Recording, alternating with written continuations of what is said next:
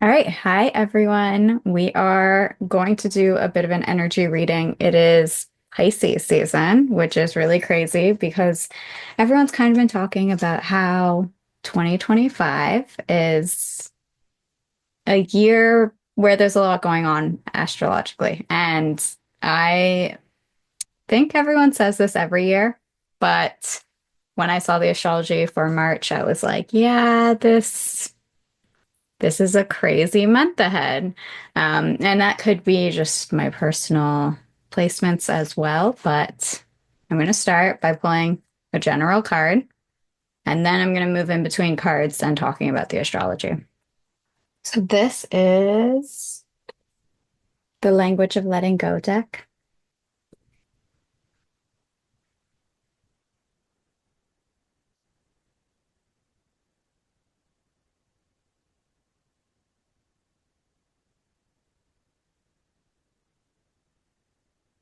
Oh, this is really cute.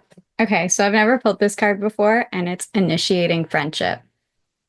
So it says, Today I will pay attention to my behaviors and actions as I form new friendships. I will notice whom I'm attracted to and why, and not worry about whether the other person likes me or accepts me. If I make a mistake, it's okay. I learn something valuable from every interaction with another person. So that's really cute. I think this is perfect for the season coming up because we're going to talk a lot today about I guess partnerships, but also there's just a lot going on in March, and I find that a way to tap into feeling supported is through your friendships or community. So I like that card. Like that came out first. All right, let's get into it. It is Pisces season. Pisces season is like a very dreamy time. It is a time to tap into your intuition and connect to like a spiritual higher power or ancestors, whatever you believe in. Yeah, if you're having a lot of dreams at this time, definitely write them down. I believe Neptune is still in Pisces right now, and that is very dreamy energy. So we are going to be having this peak of like dreams happening. I wonder if actually Neptune might be at 29 degrees in this season, or if it's going to be at the beginning of Aries season that it hits that, because that would be really cool to have this like finality of like Neptune in Pisces at its last degrees, and that's the ruler of Pisces. So that's a really cool, dreamy energy time. If you are getting any downloads through your dreams, make sure you write them down. Or even getting like I've had like physical symptoms from dreams. So, like, I have a dream that has a message in it, and I'll wake up with a headache. That is like a very strong energy from that dream, and that's something to pay attention to. Oh, yeah. Something I didn't really know about Pisces season was that apparently Pisces is associated with secrets. And that kind of does make sense because it's the dreamy energy. And so maybe it's not necessarily secrets, but it's escapism. So knowing that if you have this thing that you don't want to face, you're more likely to want to escape from that thing.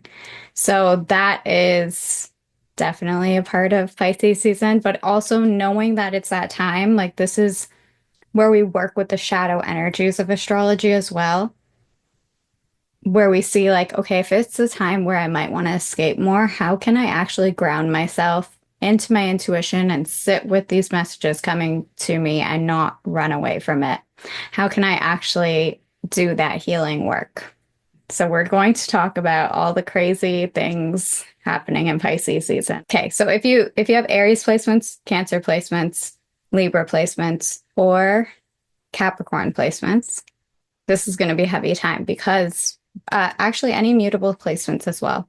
So that is, let's see, Pisces, Virgo, Gemini, and what would be the fourth? Opposite of Gemini, Sagittarius.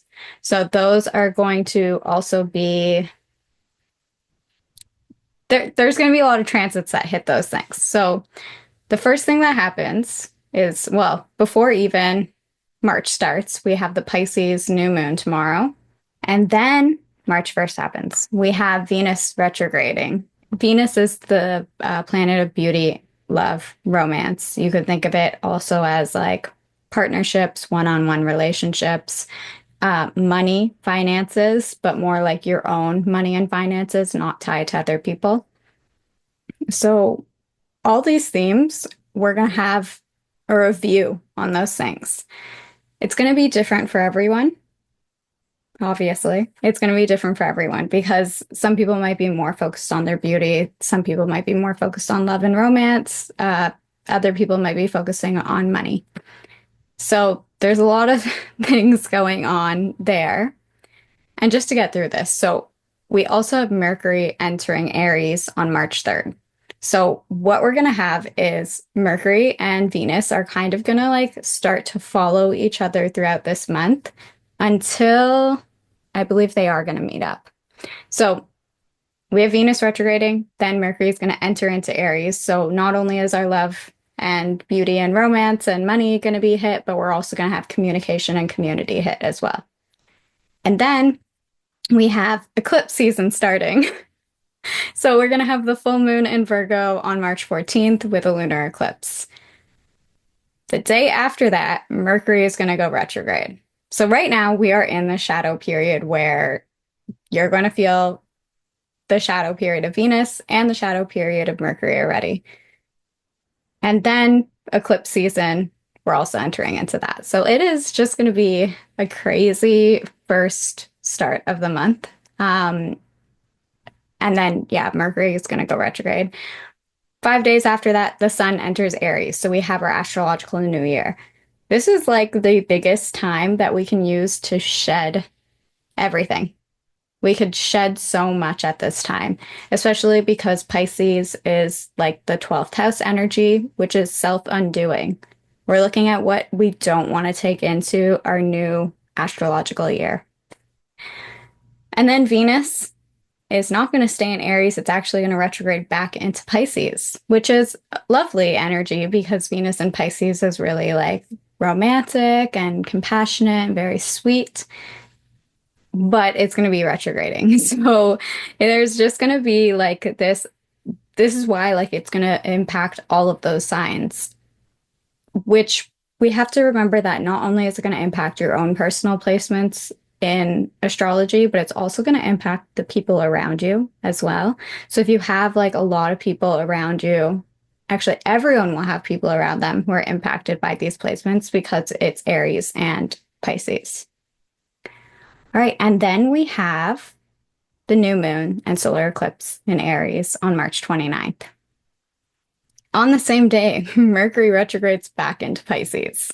So this is the dance between Mercury and Venus happening in March. They're going to be following each other.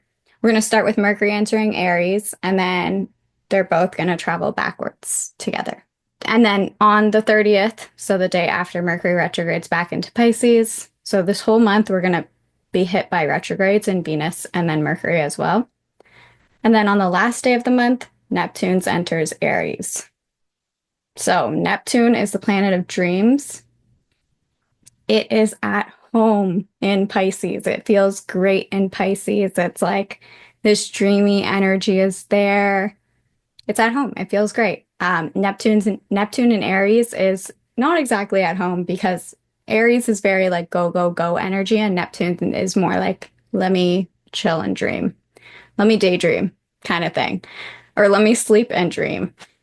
Neptune in Aries is like creativity, innovation. Let me like push my boundaries. Let me step into my power.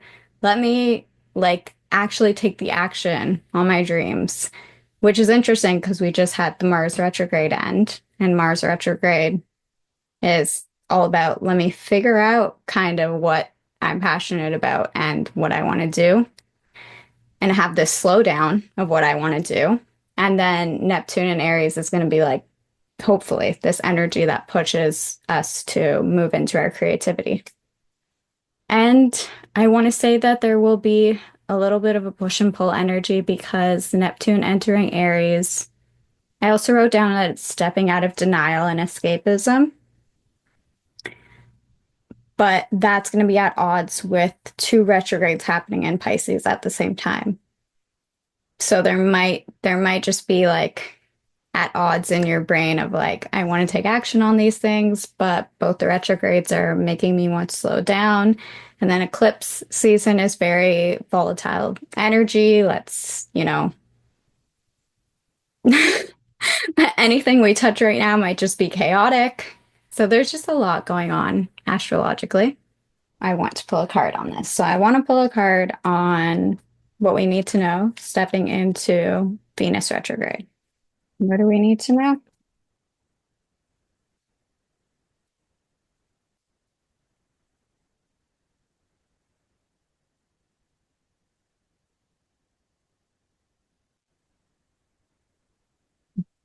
I don't know if you guys saw how that flew out. The at odds energy, that's what I said. Two of Swords. So in the original tarot, this is a girl holding up two swords that are in a cross position, and she has a blindfold on, just for reference. But this card's interesting because it's the pair of scissors open, meaning like, I don't know, I see that as like the symbolism of the actual card is that you can always remove your blindfold at any time. So if you have a decision or you're stuck between two paths of what you need to do, we kind of like blind ourselves towards what we need to do. So with this is very interesting because it's starting in Aries and then moving back into Pisces. Pisces is all about intuition, and our intuition usually nudges us towards certain decisions. So we might intuitively know what decisions we need to make at this time, but it's a retrograde, so we might not be acting on those decisions yet. So that's what I see, what we need to know stepping into Venus retrograde. Yeah, that's what I see that we need to know. Let's see if there's anything else on that.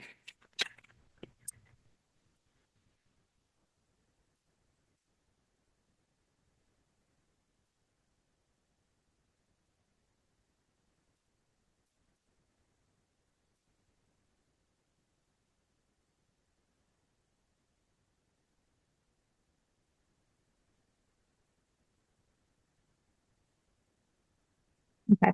This card didn't necessarily pop out, but it kind of stuck out to me, the Nine of Cups. And this is what I was thinking. So this is in this card, there's like all these like pretty flowers around it. And I feel like the decisions that we have to make aren't necessarily going to be between two bad choices. It could be between two good choices, or it could be a choice to move in the direction that is what's better for us or what's good for us. It's almost like a crossroads between like, do I keep repeating the same actions from my past that are getting me the same results in love, in beauty, in romance, or do I actually finally choose to do something differently because I'm like creating awareness around that pattern? All right. And then last card I'm going to pull is a gate from human design. I pulled mine today and I literally got the gate of like aloneness. And I was like, oh, that's perfect for Venus retrograde. I also pulled my life purpose in it as well.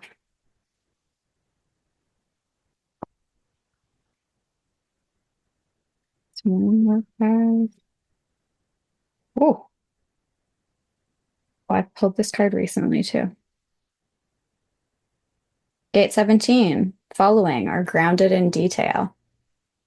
The ancient law that those who wish to rule must know how to serve, organizing the formula for expression, visually fixed on the pattern and projecting it into the future. Let me see what this means. Don't you love it when you like pull the same things multiple times? This is the astrology of Aries, so that's pretty crazy. And the I Ching is following. With the energy of Gate 17, we launch new ideas, ideas that are still to be proven. It's an energy of curiosity, not certainty. The energy of logic is mastery over time through correction of patterns. Gate 17 is the first corrective energy we see in the logic circuit, so that's in human design. but it is really an illusion. Without energy for proving and mastery over time, gate 17 is just opinions. It's like proposing an idea, and when people with this gate can learn about the beauty of their idea instead of acting with certainty, then they could like step into mastery and what is correct. It's like stepping forward, knowing that you are stepping into like a hypothesis you want to prove instead of like, this is the decision, this is correct, even though it's just an opinion. Yeah. All right, what this tells me is that it's not necessarily between maybe two choices, but it's between like trying something new and not knowing what's going to happen from that trying something new. Something that sticks out to me from this is like, if we think about Venus being love, it could be like an expression of love in a new way. Um, and then with it being an Aries, Aries ruled by Mars, I want to say like even like a sexuality being tried in a new way. So exploring parts of yourself that you might not have been feeling safe to explore in the past. And that's especially interesting with Pisces being the ruler of like secrets.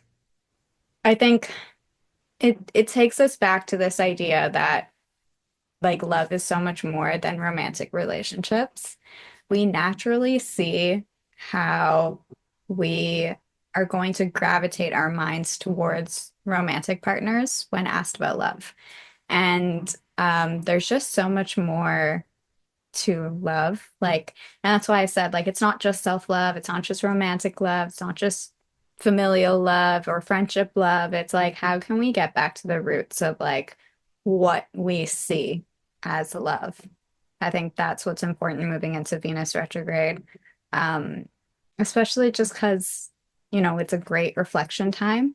And then we also have that Aries Pisces kind of energy. And Aries is this passionate drive towards love in Venus.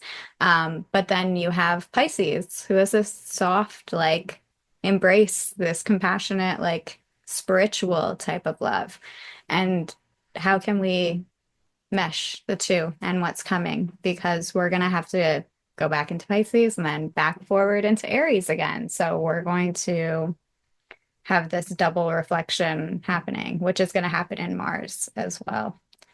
So all those things we were like angry about in December or fighting people about, like, gonna come back around when Leo is in Mars again. And yeah, I guess, in dating, be aware we're heading into Venus retrograde. If there are delays in communication and dating and relationships, that's very much happening for a reason. Slowing down is really great. Practicing that pause in the upcoming month of like, I feel like I want to react about this. Let me sit with that feeling for a bit. Or let me reflect, do I actually need to pause this relationship and take a break? Yeah. So that is the energy reading, the forecast of what's coming up in March, which is crazy. And then, and then cards that kind of just like nudge us or like may be coming up as Venus and Mercury go retrograde.